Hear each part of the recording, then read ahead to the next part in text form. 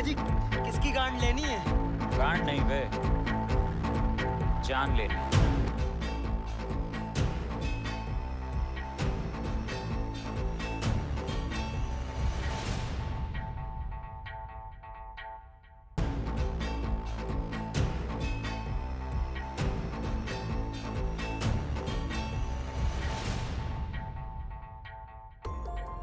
बिलाखिर जुलाई के महीने में ये मीटिंग हाजी मस्तान के घर पर होना तय पाई।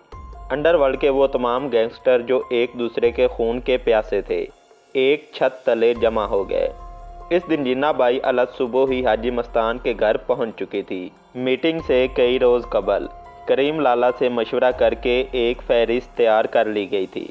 इस मीटिंग में किस किस को बुलाना मुनासिब होगा। बिलाखिर हतमी फहरिस्त तैयार कर ली गई और कोशिश की गई कि ऐसे तमाम अफराद को मीटिंग में शामिल किया जाए जिनकी अदम मौजूदगी में कोई मुआहिदा बेमैनी होकर रह सकता है। सब लोगों ने इस बात पर भी बामी इत्तफाक कर लिया था कि कोई भी शख्स किसी भी किस्म का असलहा साथ लेकर नहीं आएगा, क्योंकि असले की मौजूदगी में एक चिंगारी को अलाव बनने देर नहीं लगती थी। ज़रा से भी बात बिगड़ने पर काफ़ी खून खराबे हो जाने का अंदेशा मौजूद था।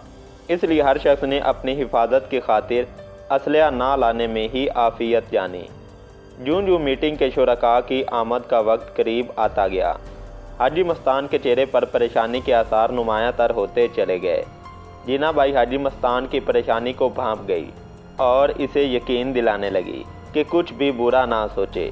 जीना बाई ने हाजी मस्तान से कहा, फ़िक्र मत करो, सब अच्छा ही होगा। लेकिन जीना बाई की ये तसलियाँ भी हाजी मस्तान के खदशात को कम करने में कारगर साबित ना हो रही थीं। अब शाम का अंधेरा शहर को अपनी लपेट में लेने लगा था और बिलाखिर वो लोग आना शुरू हो गए जिनकी आमद का बेताबी बल्कि परेशानी से इंतज़ार था। जीना बाई को बाकी लोगों की जानिब से तो किसी किस्म की कोई परेशानी लाहक नहीं थी, अलबत्ता दाऊद और साबिर की जानिब से वो काफ़ी फ़िक्रमंद दिखाई दे रही थी। इनको संभालने की गर्ज से जीना बाई ने हाजी मस्तान से कहा था कि इनके वालिद इब्राहिम कास्कर को भी मीटिंग में बुलाया जाए। चूँकि इब्राहिम कास्कर हाजी मस्तान के करीबी दोस्त भी था, इसलिए जीना बाई को उम्मीद थी कि हाजी मस्तान के कहने पर वो आ जाएंगे। बिलाखिर सब के सब लोग एक छत तले जमा हुए। करीम लाला अपने पूरे पठान ग्रुप के साथ वहाँ बैठा हुआ था और दूसरी जानिब इब्राहिम कास्कर, दाऊद इब्राहिम और साहबजादा दाऊद बैठे हुए थे। इनके अलावा मजीद कालिया, हुसैन सोंची, दिले पजीज़ और हनीफ भी वहीं मौजूद थे। इन तमाम लोगों के आ जाने के बाद कमरे में मुकम्मल खामोशी तारी थी। इन तमाम अंडरवर्ल्ड डाउन के माबैन एक ही औरत मौजूद थी और वो थी जीना बाई। जीना बाई के चेहरे से ज़र्रा भर भी परेशानी ज़ाहिर नहीं होती थी। वो बड़े ही इत्मीनान से सबसे हाल पूछ रही थी। जीना बाई के इस तरह सबसे घुल मिलकर बात करने से ही ये अंदाज़ा हो रहा था कि जीना बाई की अंडरवर्ल्ड वाले कितनी इज्जत किया करते थे। सच तो ये है कि आज की ये मीटिंग भी जीना बाई की ही मरहूने मिन्नत थी। जब मीटिंग शुरू होने का वक्त करीब आया तो जीना बाई दाऊद इब्राहिम के पास जाकर बैठ गई।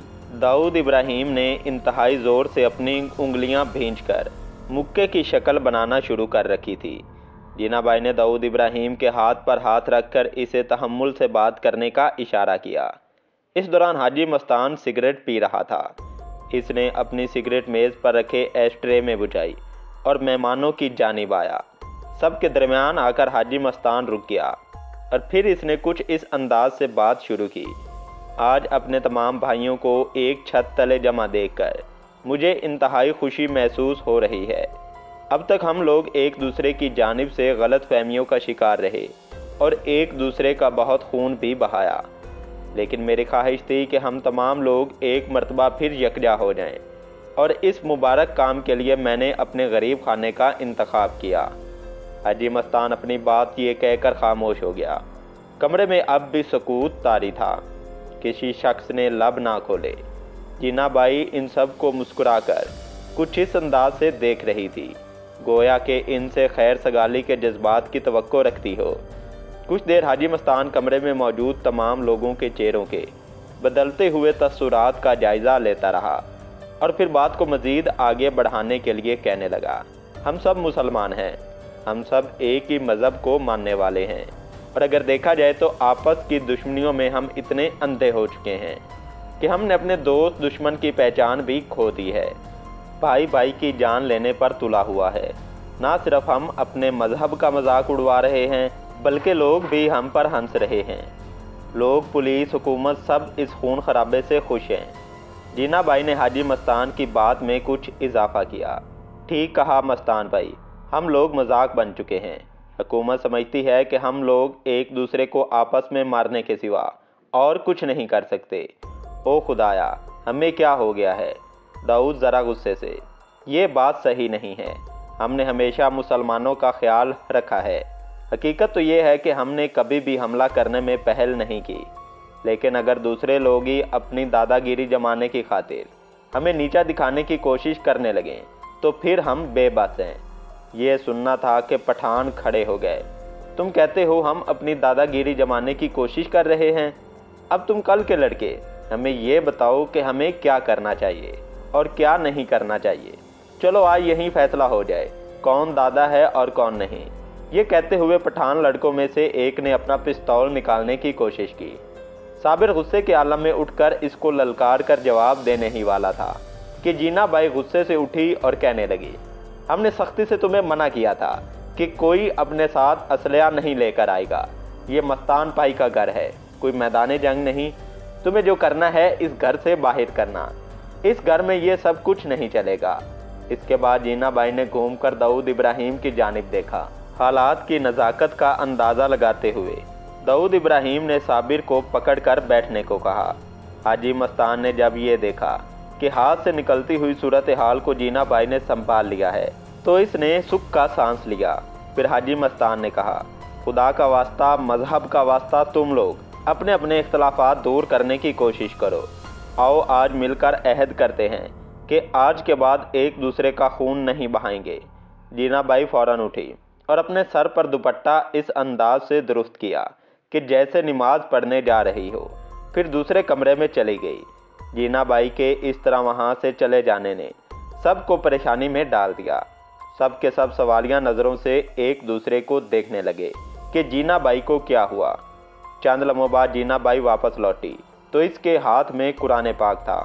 قرآن پاک سبز رنگ کے غلاف میں لپٹا ہوا تھا۔ جینا بائی نے میز پر بڑے ہی ادب و احترام کے ساتھ قرآن پاک کو رکھ دیا اور خود باقی لوگوں کے ساتھ جا بیٹھی۔ مہمانوں میں سے کسی بڑی عمر کے شخص نے ایک لڑکے سے کہا کہ قرآن پاک میز کے درمیان میں رکھ دے، اور اس کے بعد حاجی مستان نے کہا، چلو آج سب مل کر اس قرآن پاک پر عہد کرتے ہیں۔ حاجی مستان نے جیسے ہی یہ بات کہی، صابر زادہ آگے بڑھا اور کلام پاک پر ہاتھ رکھنے کو کہا۔ یہ لوگ جینا بائی کی بات ٹال نہیں سکتے تھے، اس لیے چاروں ناچار اٹھے اور آگے بڑھنے لگے۔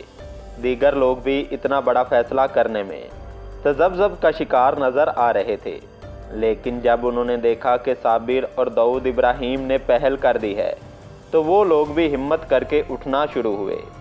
سب لوگوں نے قرآن پر ہاتھ رکھا اور قسم کھانے لگے کہ آج کے بعد ایک دوسرے کا خون بہانے سے اجتناب کریں گے۔ آپس میں ایک دوسرے کو نشانہ بنانے کی بجائے مل جل کر امن و آشتی کے ساتھ رہیں گے۔ جیسے ہی سب نے آپس میں مل جل کر رہنے کی قسم کھائی، حاجی مستان کی جان میں گویا جان آ گئی۔ اس کے بعد سب اچھے موڈ میں تھے۔ اس موقع کو یادگار بنانے کے لیے حاجی مستان نے ایک پرتکلف ضیافت کا اہتمام کر رکھا تھا۔ سب لوگ بہت ہی اچھے موڈ میں کھانے کی میز پر چلے گئے اور کھانا کھانے میں مشغول ہو گئے۔ حاجی مستان نے سوچا کہ موقع بہت اچھا ہے، جس مقصد کے لیے سب لوگوں کو اکٹھا کیا گیا ہے اب وہ مطلب کی بات بھی کر دینی چاہیے۔ حاجی مستان نے ان لوگوں سے کہا کہ وہ ایک مسئلے کا شکار ہے۔ سب کے استفسار پر حاجی مستان نے انہیں بتایا کہ بلاسس روڈ پر واقع ایک پلاٹ وہ حاصل کرنا چاہتا ہے، لیکن چلیاس کمیونٹی کے لوگ نہ صرف یہ مان رہے تھے بلکہ لڑائی جھگڑا کرنے پر اتر آئے تھے۔ حاجی مستان نے انہیں بتایا کہ اس پلاٹ کو حاصل کرنے کے سلسلے میں اب تک کی تمام کوششیں ناکام ہو چکی ہیں۔ مستان نے کہا کہ اگر ہم سب لوگ مل جائیں تو چلیاس والے ہماری قوت کا مقابلہ نہ کر پائیں گے۔ حاجی مستان نے یہ بھی بتایا کہ وہ اس پلاٹ پر ایک کمرشل منزلہ عمارت تعمیر کرنا چاہتا تھا۔ سب نے حاجی مستان کو اپنی مکمل سپورٹ کا یقین دلا دیا۔ मुंबई अंडरवर्ल्ड की तारीख में ये अपनी नौइयत का मुनफरिद मुआहिदा था। इसकी नज़ीर ना इससे पहले मिलती है ना बाद में। हाजी मस्तान के घर पर होने वाले इस मुआहिदे का सेहरा और हकीकत जीना बाई के सर जाता है, जिसने एक जानिब इन लोगों को आपस के खून खराबे से रोक लिया तो दूसरी जानिब हाजी मस्तान का मसला भी हल हो गया। नाज़रीन मोहतरम, तो ये थी आज की वीडियो। उम्मीद करते हैं आज की वीडियो आपको पसंद आई होगी और साथ में आपसे गुजारिश है कि डिस्क्रिप्शन में लिए गए लिंक पर क्लिक करके मेरे दूसरे चैनल्स को सब्सक्राइब करना ना भूलें, क्योंकि इन चैनल्स पर आपको तंज़ो मज़ा से भरपूर वीडियोज़ मिलने वाली हैं।